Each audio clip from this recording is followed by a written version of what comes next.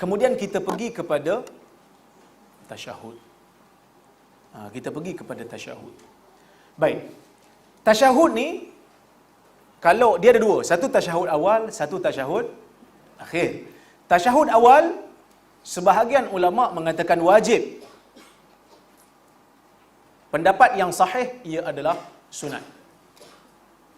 Kenapa sunat?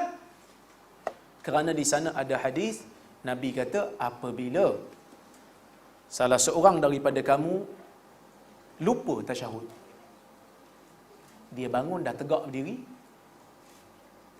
maksudnya dia dah berdiri dah, lepas tu baru teringat lupa tasyahud, jangan duduk balik untuk tasyahud, gugur, menunjukkan ia sunat lah. So dah ambil benda wajib, rukun, berdiri, tak boleh turun semula untuk ambil benda sunat. Okey. Jadi duduk tasyahud baca tasyahud awal adalah sunat. Okey? Baik. Sifat duduk tasyahud. Tasyahud awal duduk iftirash. Cuma Maliki aja kata duduk dalam solat ni semua tawarruk. Tawarruk ni duduk yang sengit lah. Tapi majoriti ulama kata duduk tasyahud awal ni duduk iftirash, iaitu kaki kiri itu kita hamparkan dan kaki kanan kita tegakkan. Okey, tapi kalau tak mampu, duduklah macam mana yang mampu. Yang penting baca tasyahud awal dalam keadaan duduk. Jangan baca tasyahud dalam keadaan berdiri. Duduk baca tasyahud awal. Okey. Manakala tasyahud akhir, mazhab Syafi'i dia mengatakan tasyahud akhir ni duduknya duduk tawarruk. Macam mana duduk tawarruk? Duduk yang itulah, yang sengit tu. Sebab tu orang Melayu bila soft dia tak open nak rapat, sebab dia nak tinggal space untuk punggung duduk kat situ. Betul tak?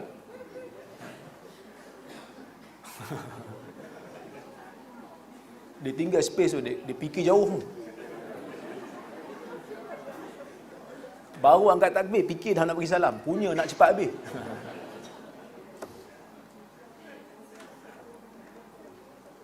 Tapi duduk ni sunat.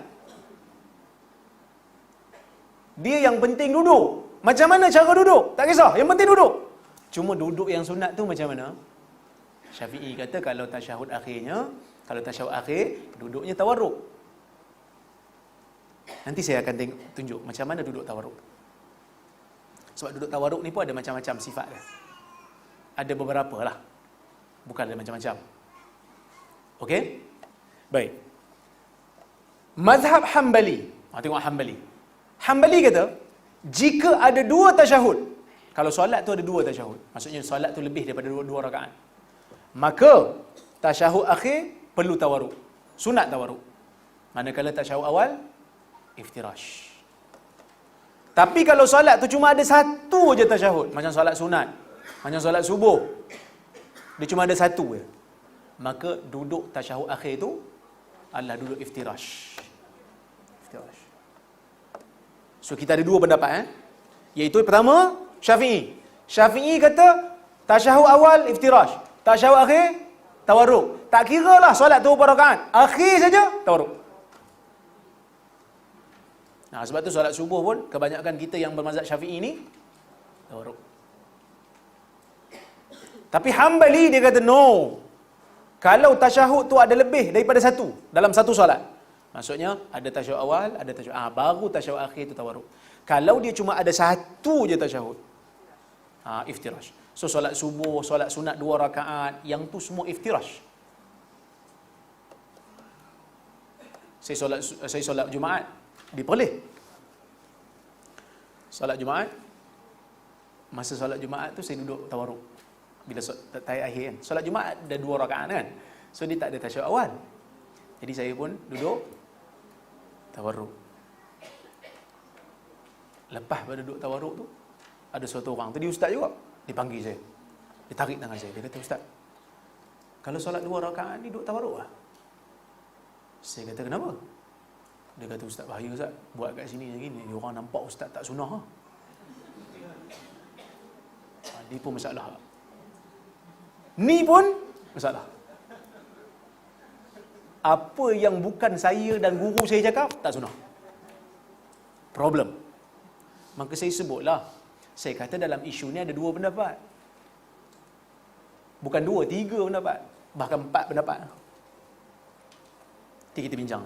Tapi nak katanya, yang awak amal tu Hambali. Awak ambil Hambali lah. Saya ambil Syafi'i. Kenapa saya ambil Syafi'i? Suka hati saya lah. Saya adalah pendirian saya. Kerana dalam bab ni, ulama' berbeza disebabkan mereka berbeza pandangan. Cara nak faham hadis. Cara nak faham ni kadang-kadang penting. Untuk kita fahami. Kerana perbezaan cara faham itulah yang menyebabkan ulama' berbeza. Itu antara salah satu sebab. Macam tadi kita sebut pasal solat subuh kan. Nak solat awal ke nak solat kemudian kan. Cara faham yang berbeza menyebabkan mereka berbeza. Ada hadis Nabi kata, bila nak buang air jangan pandang kiblat, jangan belakang kiblat. Tiba-tiba Ibnu Umar tengok, dia panjat rumah Hafsah, rumah kakak dia. Kan Hafsah kan isteri Nabi. Dia tengok Nabi dalam toilet sedang buang air menghadap Baitul Maqdis, membelakangkan Kaabah. Dia kata Nabi tak bagi, tiba-tiba Nabi buat. Tapi pertama sekali jangan salah fahamlah, Ibnu Umar bukanlah nak skodeng Nabi. Dia ternampak. Bukanlah dia nak pergi ngintai Nabi berak pula. Dah. Bukan nak pergi ngintai Nabi buang air. Dah. Dia ternampak kerana dia panjat rumah Hafsah. Ada sebab dia panjat tu. Adalah urusan. Rumah kakak dia. Jadi ulama' berbeza pendapat. Macam mana cara nak selesaikan ni? Nabi kata tak boleh, tapi Nabi buat. Ada yang kata, oh yang Nabi buat ni khas untuk Nabi. Untuk umat tak boleh. Ada yang fikir macam tu. Dia kata khas untuk Nabi. Antara benda yang Nabi buat dengan benda yang Nabi cakap, mana lagi jelas? Ha? Benda yang Nabi cakap dengan benda yang Nabi buat, mana lagi jelas?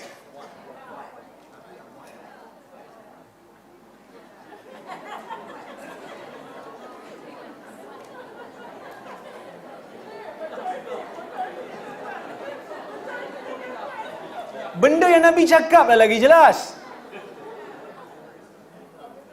Kerana kalau Nabi buat, katalah Nabi makan. Kita tak tahu sunat makan ke, wajib makan ke, harus makan. Tapi kalau Nabi kata, kamu kena makan. Jelah. Maksudnya sunat lah. Nabi tak makan. Nabi tinggal. Tak makan. Haram ke, makruh ke, harus. Sebab tu perbuatan Nabi tak jelas. Bukan tak jelas, kurang jelas. Bila verbal, clear. Nabi kata, la tastaqbilul qiblah bil ghaid awil baul, wala tastadbiruha. Walakin syarriqu aw gharribu. Jangan pandang kiblat bila buang air. Jangan belakangkan kiblat. Pandang timur atau barat. Sebab Nabi kat Madinah kan. So pandang timur atau barat. Sebab dia punya kiblat di selatan. Pandang timur atau barat. Clear tak? Clear lah Nabi larang. Tiba-tiba Nabi buat. Bila Nabi buat, tak clear. Buat ni nak tunjuk apa? Kadang-kadang Nabi buat nak tunjuk makruh. Ada waktu Nabi buat nak tunjuk boleh.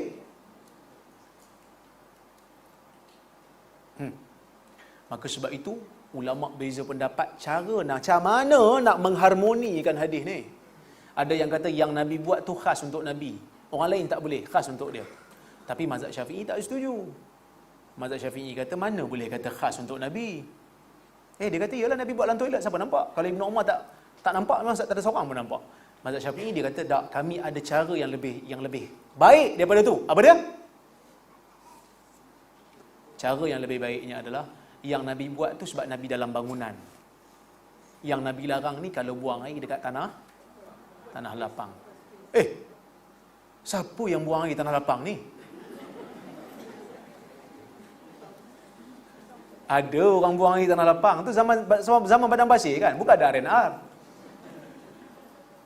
Tu yang ada pensyariatan bila nak buang air, tutup kepala, tutup muka, kelubung sebab tengah-tengah padang pasir. Dan itulah datang perkataan ghaid. Ghaid ni dia perkataan pinjaman untuk buang air besar. Tapi maksud sebenar ghaid tanah yang rendah. Maksudnya bila kita berjalan kat padang pasir nak buang air, zaman dulu Arab akan cari tanah yang rendah supaya bila orang jalan orang tak nampak sangat. Jangan pergi berak atas bukit. Semua tengok. Dia pun Maya join.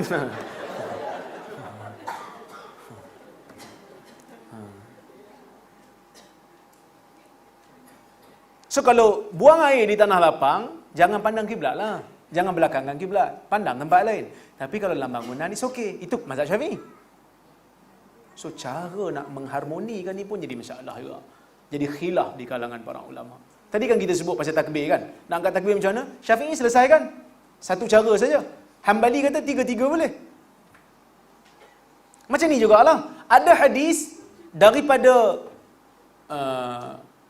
Abu Humaid As-Sa'idi. Dia mengatakan Nabi ni bila duduk tasyahud awal, dia akan duduk iftirash. Bila duduk tasyahud akhir, dia akan duduk tawarruk. Ada hadis yang lain kata, Nabi bila solat 2 rakaat, dia duduk iftirash. So, Hambali faham, dia kalau 2 rakaat, iftirash. Syafi'i dah ada tak? Yang apa? Hadis yang digunakan oleh Hambali. Ni. Kita baca yang ni lah. Ni. Hujah Hambali. Abu Humaid As-Sa'idi juga. Dia kata, apabila Nabi duduk 2 rakaat kedua, Nabi duduk di atas kaki kirinya dan mengangkat kaki kanannya. Maksudnya Nabi menegakkan kaki kanan. Sebab itu Hambali kata kalau solat tu 2 rakaat. Iftirash. Syafi'i kata yang ni tasyahud awal sebab Nabi duduk pada rakaat kedua. Hambali kata tak, Nabi bila solat 2 rakaat dia duduk iftirash. Syafi'i kata tak, dia duduk rakaat kedua untuk solat yang lebih. Sebab ada hadis lain. Hadis lain kata kalau tasyahud tu ada lebih pada 2, yang akhir tu kena tawarruk. Maksudnya tak kira lah 2 rakaat ke berapa, yang paling akhir tawarruk. Tengok hadis Abu Humaid As-Sa'idi. Nabi iza jalasa fi raka'atil akhirah qaddama rijlahul yusra wa nasabal ukhra wa qa'ada ala maq'adatihi. Nabi bila duduk di rakaat yang terakhir, Syafi'i kan, hujah Syafi'i, bila Nabi duduk di rakaat terakhir, dia bagi tahu berapa rakaat? Tak, yang penting akhir. Tak kira lah 2 rakaat ke 3 rakaat ke 4 rakaat, yang penting rakaat akhir.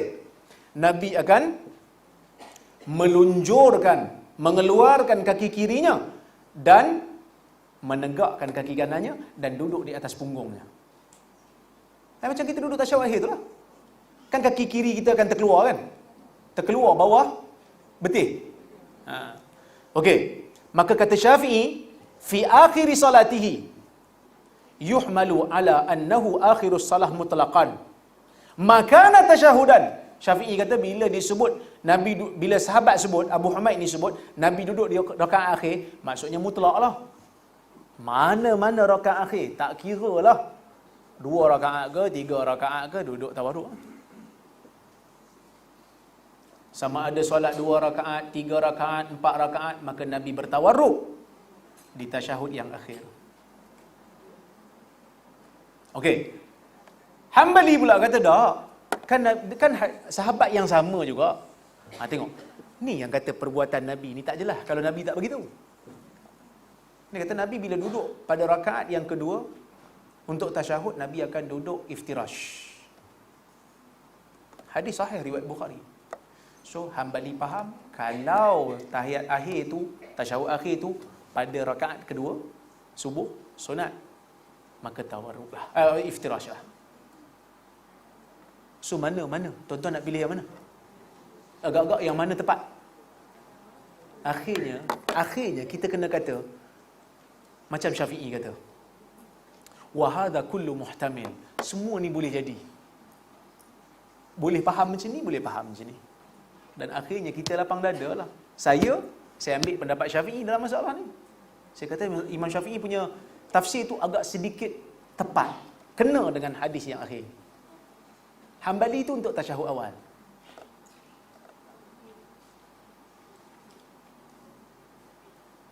Okey? Boleh? Tapi kalau orang nak pegang mazhab Hambali, okey je. Kan, apa masalahnya? Hambali pun anak murid Imam Syafi'i juga. Tapi biasalah, manusia ni disuka mengadu domba. Kadang-kadang orang-orang kita pun sama. Kan kadang-kadang ustaz, kita mengaji dengan ustaz. Ustaz ni kawan dengan ustaz ni, tapi ustaz ni mengajar pendapat dia ada sikit lain dengan ustaz tu. Ada seorang beritahu, ustaz tadi mengajar tak sama dengan ustaz. Ni kalau ustaz balon sikit. Pun ada juga zaman Imam Syafi'i tu. Zaman Imam Ahmad. Imam Ahmad dengan Imam Syafi'i ni baik. Tapi dia orang ada beza pendapat. Jadi ada orang yang cuba kritik. Sebab Imam Syafi'i suka ziarah Imam Ahmad. Sebab itu Imam Syafi'i kata, qalu zarani Ahmad wa zurtuhu. Faqultu in zarani fa bi fadlih wa in zurtuhu fa li fadlih. Mereka mengatakan Ahmad selalu menziarahi aku dan aku sentiasa menziarahi Ahmad. Dan aku katakan kepada kamu yang tengok pelik ni, kalau Ahmad datang menziarahi aku, dia bawa ilmunya bersama dengan dia untuk dia bagi pada aku. Dan kalau aku ziarah dia, aku ziarah kerana aku nak ilmu daripada dia. Ni seorang guru cakap kepada anak murid lain tentang seorang anak murid dia yang hebat. Imam-imam mazhab ni tak kenal taksub ni. Relax je dia. Dia macam ahli parlimen lah kan. Mereka relax dalam dewan tu. Lepas gaduh-gaduh dalam dewan, lepas tu makan sekali. Makan wa'yu sekali. Kita, wa'yu pun tak dapat, wa'lu. Gaduh-gaduh. Sampai kenduri pun tak pergi. Mereka relax je kat parlimen tu kan. Iyalah, berbahas. Mereka pun tak suruh kita gaduh lebih pada had. Tapi kita lebih pada had. Syafi'i dengan Ahmad. Imam Syafi'i dengan Imam Ahmad. Anak murid. Imam Ahmad tu anak murid dia.